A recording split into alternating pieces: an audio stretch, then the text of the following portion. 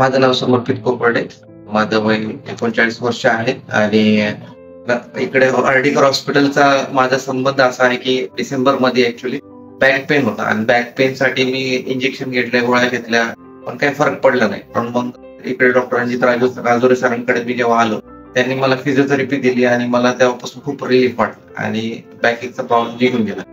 आणि त्यानंतर लगेचच जानेवारी 9 तारखेला माझा पाऊस होता, तर ऍक्सिडेंट झालेला. आम्ही पडलेलो गाडीवरून आणि राईट क्लॅव्हिकल फ्रॅक्चर होता आणि प्रेयर केली मी प्रभू येशूच्या कृपेने मी लाईव्ह जिवंत आहे.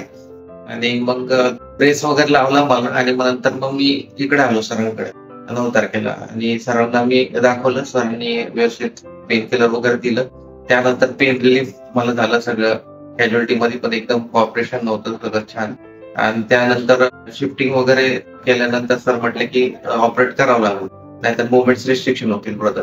आणि मग मी म्हटलं ठीक आहे सर, काही प्रश्न नाही. तर 9 तारखेला ऍडमिशन झालं माझं आणि 10 तारखेला सकाळी ऑपरेशन झालं. एकदम छान. देवाच्या कृपेने काहीच मला त्रास झाला नाही. सर्व काही खूप मला आवडलं आणि काही दिवसातच मला डिस्चार्ज मिळाला आणि देवाच्या कृपेने मला खूप छान वाटतंय.